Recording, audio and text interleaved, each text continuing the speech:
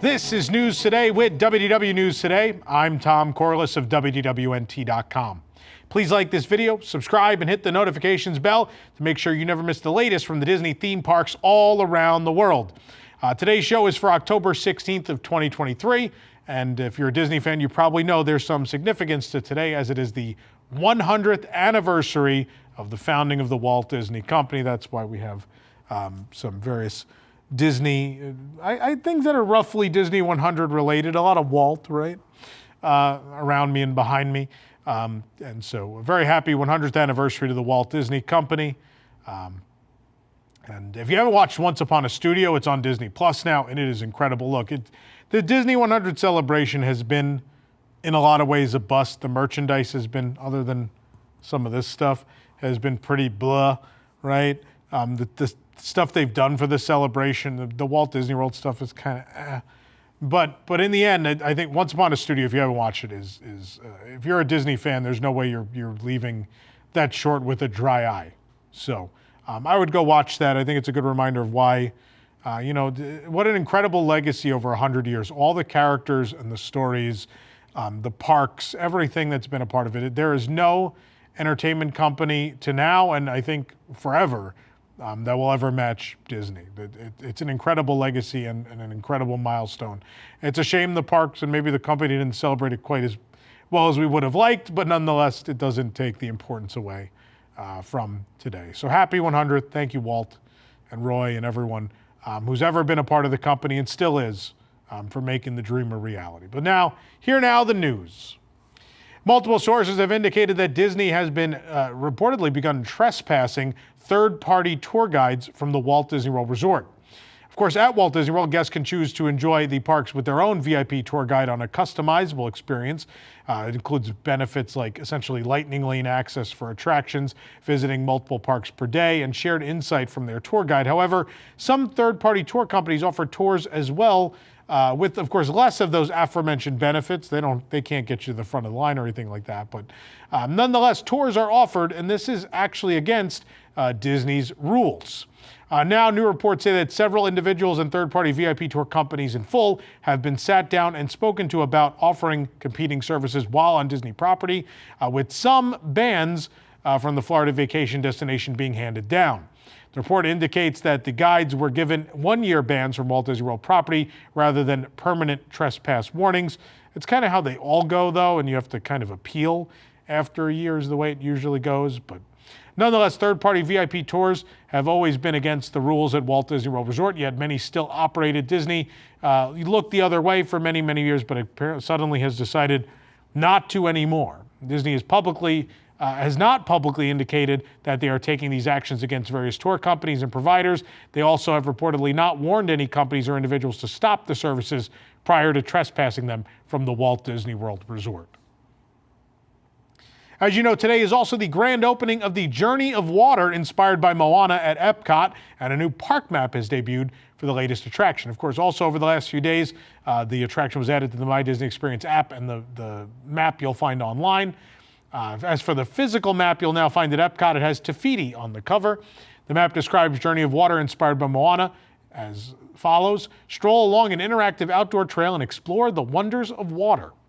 Art representing the attraction has been added to the map, and a Mickey head representing the character meet and greet with Moana has been added as well. What strikes me about this map is the Journey of Water takes up a very small piece of the still big empty green space in the middle of the map, so there's still a lot to go, and they've said December we'll get the rest of World Celebration. So we wait anxiously for the completion of this expansion and the ability once again to walk in the middle of EPCOT. In honor of the attraction's grand opening, the Journey of Water inspired by Moana, a pin was also released today. It's essentially a grand opening pin. It doesn't say it, but this is the first piece of merchandise that's been released for the attraction. The pin is $19.99 and depicts Moana as a toddler holding a seashell and reaching up to greet an ocean wave. A silver plaque with the Journey of Water logo is at the bottom. The pin is a limited edition of 2,000. As work continues on World Celebration in EPCOT, a wooden box was spotted by BioReconstruct on X or Twitter that could possibly be holding the Walt the Dreamer statue ahead of its installation. BioReconstruct shared this image early in the afternoon on October 14th, offering up a view of the current work in World Celebration from the monorail. At the center of the frame, a large wooden crate has been staged atop a concrete area. Of course, eventually the Walt the Dreamer statue will be installed on a set of steps in this area, dubbed Dreamer's Point, allowing him to look out over EPCOT as guests enjoy their day. It's possible that the Walt Disney statue could be inside this box waiting for installation. If the statue is already there, it's likely a matter of time before it's put in place. But even if it's put in place, I assume they're going to cover it until a dedication day, an opening day arrives. That's usually what they do with these statues. And in fact, we're going to talk about, we're going to talk about another new Walt Disney statue in the parks later in the show. And that's what they did. They put a big box over it until they were ready to unveil it. This program is brought to you by our official travel agent sponsor, Be Our Guest Vacations. Your dream vacation begins with Be Our Guest and their concierge team of expert vacation planners. Head over to beourguestvacations.com/WDWNT and their team will design your next magical vacation, from the Walt Disney World and Disneyland resorts to the Disney Cruise Line to Adventures by Disney and more. They're also able to book legal and unforgettable VIP tours where you and your group can experience the ultimate park day. The best part is their concierge services are 100% free, so book today. The Buffalo Chicken Flatbread Pizza is back at Pinocchio Village Haus in the Magic Kingdom for the first time in 5 years. Does it hold up after all this time? We're going to have to read our review at WDWNT.com to find out. But the Buffalo Chicken Flatbread Pizza is $12.79. It's a flatbread topped with grilled chicken, mozzarella, ranch, buffalo sauce, and crumbled ranch-flavored tortilla chips. The latest piece of memorabilia honoring the 100 years of the Walt Disney Company is a platinum replica of the Partners statue. It's now available at Walt Disney World. It's been at Disneyland Paris, actually. During my trip, it was there. The figure is a small version of the famous statue of Walt Disney and Mickey Mouse that resides at multiple Disney parks around the world, including Magic Kingdom. It's available for purchase at Walt Disney World, and we first spotted it at the Art of Disney store in the American Adventure in EPCOT. The Partners statue is $79. It comes in a Disney 100 branded box. It has a shiny, sparkly platinum finish that turns into rainbows under light. The plaque on the base features the quote displayed at the Magic Kingdom version of the statue, quote, "We believe in our ideas, a family park where parents and children could have fun together." The figure erroneously capitalizes the word believe and adds an extra S to the word idea. They can never get these things right for some reason. Of course, the original Partner statue was created by Blaine Gibson and was unveiled at Disneyland on Mickey's birthday of November 18th, 1993. The figure, in this case, this small replica, was designed by Disney artist Costa Alavezos. The Magic Kingdom version of the Partner statue was introduced in '95, and versions were also created for Tokyo Disneyland in 1998, the actual Walt Disney Studios in California in 2001, and Walt Disney Studios Park Paris in 2002. A physical fight broke out in Disneyland Park over the weekend on October 15th in front of the Storybook Land canal boats. What a scene. The video was shared with us by Captured Thrills on Instagram, who was not involved in the fight. Monstro from the Storybook Land canal boats can be seen looking on as the chaos ensues. Initially, 2 guests are visible in the video as one guest in blue pushes another guest in red. A second guest in red runs up and throws a punch at the first guest. The camera pans away for a moment but returns to show 2 more guests joining the fray. The 3-person fight eventually morphs into what looks like a 5-person brawl as other guests quickly hurry away from the scene. Unfortunately, of course, this isn't the first time we've seen a fight break out at a Disney park, nor at Disneyland. You may remember the Toontown one from a couple of years ago.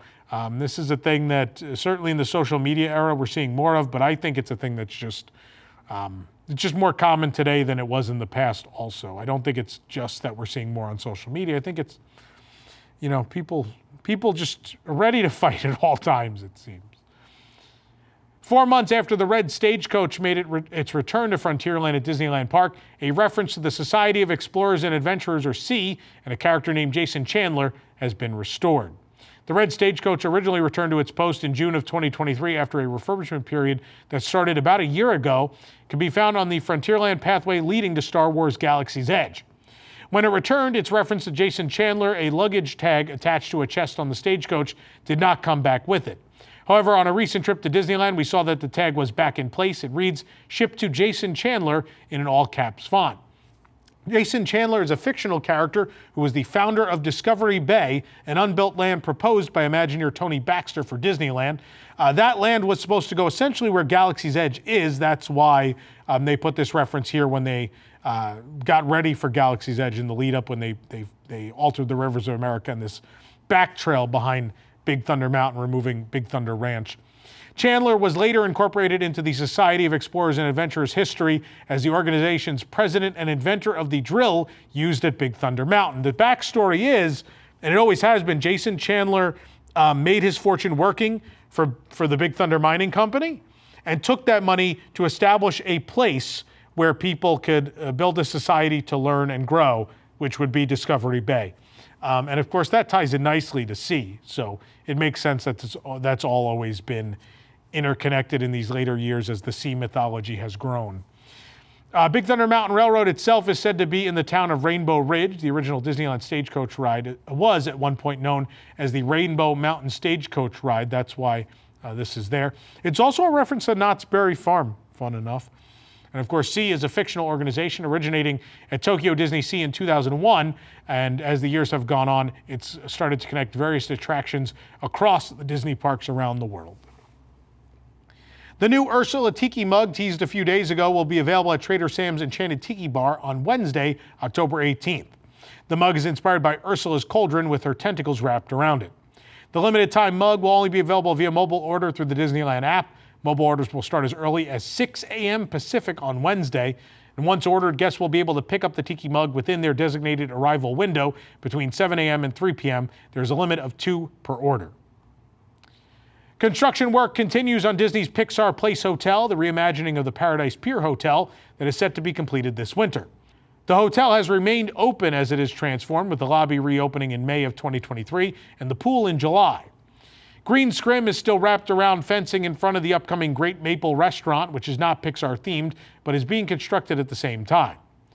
Above the porte cochere, windows have been removed from some rooms that are under construction. This white wall towards the back of the hotel has been painted with yellow and blue circles, seemingly inspired by the iconic Pixar ball. Inside, black curtains block some areas from view, including this column in the lobby, suggesting it may be receiving new decorations. These curtains are around a counter in the dining area, which will potentially be a new breakfast bar. Curtains are also in front of the future entrance to Great Maple. The letters MOD are mounted on the wall. These are clearly the first letters of Modern American Eatery, a sign that is featured in the concept art for the restaurant's bar. We could also see that tables and lighting fixtures have been installed. There are also curtains in the doorway of a Disney Vacation Club kiosk. The Paradise Pier Hotel gift shop, previously known as Mickey in Paradise, has been renamed. Now it will be called Store-E, inspired by Wall-E. It's weird. A new sign above the gift shop's door features rounded white lettering with black borders on a blue stripe, and a red circle is around the E. Hallways have reopened with giant murals featuring concept art and sketches of Pixar characters. On this wall, a series of Ratatouille sketches show Remy running. On the opposite wall is Buzz Lightyear doing some stunts. On this red wall are 3 Mei-Lin Lee panda sketches, red panda sketches, and above a bench on another red wall are a series of Edna Mode sketches. This staircase is now decorated with art from Soul, and it's fitting because there's a grand piano sitting in the staircase. The walls and lighting are now shades of purple and blue, inspired by the Dreamy Zone sequence of Soul. And on one wall next to the piano is a large sketch of Dorothea Williams' band. Joe is on the wall at the bottom of the stairs holding a conductor's wand, and his soul is pictured in front of him in a similar position. The different Jerrys are pictured along the stairs, and in the film, of course, they are 2-dimensional humanoid fragments of light. The artwork on the walls depicts small stars within them. And there are wiry lighting fixtures hanging above the staircase as well. New signage featuring Pixar characters has been installed in the upstairs hallway as well. The restroom signs now feature Bo Peep for women's and Woody for men's. The fitness center sign features Sully from Monsters, Inc. making a pose, and another sign pointing to the fitness center also features Sully. The symbol for guest laundry is a sock from Monsters, Inc. It's the one that gets stuck to George Sanderson, right? That's the name. Meeting rooms are represented by the inside-out emotions gathered around their control panel. Of course, again, sometime this winter the hotel will be complete. I still don't know how I feel about it. There's some things I like, and then like the Store-E thing, and just looking at some of the hallways in the the faraway shot, right? The establishing shots. I'm like, it's just so bland. It's so plain. I don't know. Let us know in the comments how you feel about this hotel. Look, like Paradise Pier wasn't great either. It was a hotel Disney bought and converted, but this just, I don't know. This doesn't feel right either. This ain't it, as the kids would say. Disneyland Paris celebrated 100 years of the Walt Disney Company on Monday morning with a special opening ceremony and cavalcade. There will be more celebrations throughout the day there, in fact, including a special drone show tonight at both Disneyland Park and the Walt Disney Studios Paris. But Natasha Rafalski, the president of Disneyland Paris, shared video of the ceremony on her Instagram story and later posted about it. Mickey, Minnie, and their friends appeared in their platinum and purple Disney 100 outfits, and Rafalski and the Disneyland Paris ambassador spoke at the ceremony. As well, 100 Disney volunteers walked into the hub. Rafalski then welcomed 100 Disney characters to conclude the ceremony, and everyone from Clarabelle Cow and Horace Horsecollar to Mary Poppins and Bert appeared. In order to make those 100 characters, they don't have a lot of costumes in Paris, I guess. There were 4 penguins from Mary Poppins. They had 4 of them. There were some fun ones in there, though. Bolt was there, Coda and Kenai from Brother Bear, some other fun ones. It was a good group. The characters dance with performers in platinum outfits to Remember the Magic, which you may remember was the song for the Walt Disney World 25th anniversary celebration. They specifically danced to the version from the daytime parade at the Magic Kingdom. Dancers led the cavalcade afterwards, while Mickey and friends were on a platinum float, which was one of the Dream and Shine Brighter floats that had been freshly outfitted for today's one-day event since the parade concluded a couple weeks ago. And the show, you can actually watch the final performance of Dream and Shine Brighter right here on our channel. We were there for that. But very cool. And we will, on the site, head to WDWNT.com if you're watching this late on Monday or on Tuesday. I'm sure we will have video of the drone show and more. But Disneyland Paris, the only Disney resort in the world having a celebration for the actual 100th. And no surprise there. I mean, I love Disneyland Paris, man. They may not always have the most to work with, but they really try, and they always do very special things, and this is another great example of that. After being removed some time ago, the large gold emblems featuring the Disney parks from around the world have returned to their rightful place in the Disney Village at Disneyland Paris. They're located at the heart of Disneyland Paris, in the Disney Village, of course that being the retail, dining, and entertainment complex between the theme parks and hotels. Walls recently came down around this area near the new security checkpoint, marking the end of the pavement work that's been going on at least closest to the 2 parks. These emblems can be found embedded in the ground towards the end of the shopping district, again, just steps away from Walt Disney Studios and Disneyland Paris.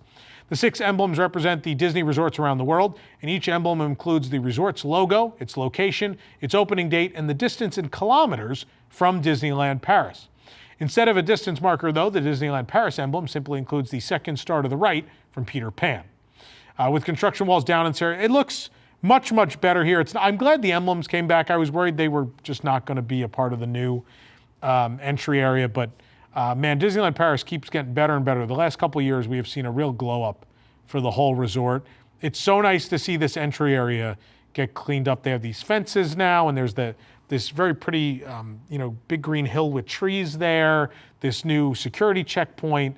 And we're starting to see, again, the remodel of the Disney Village has really just begun in earnest, but we're starting to see vast improvements. The little bit that has been done, at least on this end of the Disney Village, what an improvement.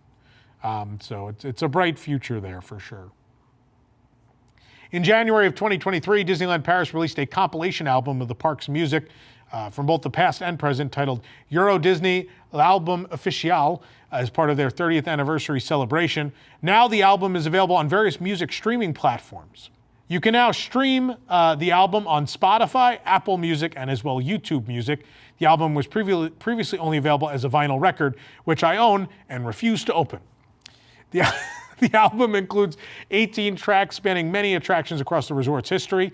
Here's the full track list. There's the All Aboard from the Main Street Station, Hello Mary Lou, Goodbye Heart from Main Street Quartet, the Disneyland Paris Phantom Manor Medley, which is tremendous, Swiss Polka from the Swiss Family Robinson Treehouse. There's When You Wish Upon a Star from Le Carousel de Lancelot. It's a Small World After All from It's a Small World. You may be saying, I've heard that a million times from all different resorts. And you might say the same thing for like the Phantom Manor music and Pirates, but I will tell you, when they made Disneyland Paris, they broke the mold. It is the best castle park in the world. It's a Small World. All these songs were re-recorded with like real orchestras in the 90s for this park. And so, man, these are the best musical versions of Grim Grinning Ghosts and Yo-Ho and the Small World song there's ever been. It's definitely worth the listen. Even if you've never been to Disneyland Paris, I highly recommend giving this music a listen. As well, they have one of my personal favorites, Space Mountain, De la Terre à la Lune. That's from the Earth to the Moon, the version that used to exist. There's another personal favorite of mine, Le Visionarium, which you may remember as The Timekeeper from Walt Disney World. It's by Bruce Broughton, and it is a magnificent score, by the way. There's also Un Monde Nouveau from the Euro Disney, I think it's from their grand opening. Married Life from Main Street USA's Loop, the later one. There's the Phantom Manor Stretching Room featuring Vincent Price, which is wonderful. Yo-Ho, A Pirate's Life for me from Pirates of the Caribbean. The Medallion Calls from the Pirates films, which plays in the park. Colors of the Wind from the Carousel de Lancelot as well. Yoda's theme from Star Tours The Adventures Continue. Star Wars Hyperspace Mountain. You could skip that one. I'm joking. It's not my favorite. One you can't skip, though, Ready for the Ride from Dream and Shine Brighter is on here, which is great. And, of course, Un Monde qui s'illumine, which was the theme song of the 30th anniversary. And I dare you to get those last two songs out of your head. They're wonderful. In honor of the 100th anniversary of the Walt Disney Company, Hong Kong Disneyland has unveiled the new Dreammaker statue featuring Walt Disney and Mickey Mouse. Statue was first announced at the D23 Expo 2022, and Disney shared a behind-the-scenes look at the sculpting progress a few months ago. But the statue and its two plaques were inside platinum gift boxes with purple ribbon on the morning of October 15th. The statue and plaques were then unveiled in a ceremony, as seen in the video you're looking at now from our friends at Disney Magical Kingdom blog. Dreammakers is inspired by the moment when Walt Disney dreamed up Disneyland when he was sitting on a bench watching his daughters on the Griffith Park merry-go-round. He dreamed about a theme park, a place where the entire family could have fun together. The statue is located behind the Castle of Magical Dreams, facing the Cinderella Carousel. The Sword in the Stone was removed from this spot to make way for the statue. A plaque on the bench indicates the statue will be dedicated on October 16th, although it was unveiled on October 15th, of course, October 16th today being the actual anniversary of the company. The official Hong Kong Disneyland Instagram also shared photos and information about the sketchbook plaques nearby. The plaque on the left is an open sketchbook symbolizing Disney's legacy so far. In the sketchbook is Walt describing the moment he thought up Disneyland at Griffith Park. The right plaque is in an open sketchbook symbolizing the unknown future and endless possibilities ahead for the company. It features this quote from Walt from the 10th anniversary of Disneyland. "I just want to leave you with this thought, that it's just been a sort of dress rehearsal and that we're just getting started." Guests can purchase exclusive Dreammakers themed merchandise at Hong Kong Disneyland as well, including a figurine to celebrate the launch of this one-of-a-kind statue and Disney's incredible legacy. The merch includes, again, that figurine, a name tag shaped keychain reading Dreammakers, a Storybook necklace, there's t-shirts, a tote bag, and more. And much of the merchandise features the concept art for the statue since the real one hadn't been installed yet. I've said this before. I think this is my favorite Walt. There's a lot of Walt statues, right? And today has been sort of a Walt statue themed show. I know people call the other one Walt the Pooper, the one they're putting in EPCOT. I like it. I don't dislike it. I've always liked Partners. I love Storytellers, which is the one at California Adventure and Disney Sea, where it's Walt arriving in California with Mickey Mouse and his suitcase in a dream. I've always liked that one, but there's something about this one where Walt's on the bench sitting there, and it's as if he's describing to Mickey what he envisions, like what the future can be. And I like this nod to that, in that it's the statue is, it looks at the past but also looking towards the future, right? And the fact that it that's, for Disney Parks fans, that is such an emotional moment to capture, the moment in which he thought up Disneyland. So it's pretty special. I can't wait to see it next month. I'm looking forward to seeing it, and I love it. I think it's wonderful. For the absolute latest on these stories and all that didn't make it into today's show, be sure to check WDWNT.com and follow us on all your favorite social media platforms. You can support the entire team behind this show and others by joining the WDWNT Interglobe Society at patreon.com/WDWNT. Get access to exclusive content, discounted show and event tickets, special early access to the WDW News Today podcast every week, and more. We actually filmed the show live last Friday, and WIGS members got to tune in and be a part of the chat with us during the show, something new we're trying out. But either way, a special shout out to all of our WIGS members who make the show happen each and every week. For the worldwide leader in Disney Parks news, this is Tom Corliss saying, enjoy the rest of your today and have a great, big, beautiful tomorrow. Welcome to Deep in the Plus. Each week, join host Rob Whiteside as he and a panel of Disney superfans take a different movie or TV show from the Disney Plus catalog. They'll tell you its history, details, and give their review, so you'll know if it's worth your time. Current shows, classic movies, and everything in between. Watch Deep in the Plus live Wednesday nights at 9 Eastern for new episodes, or catch Deep in the Plus anytime on YouTube on WDWNT TV.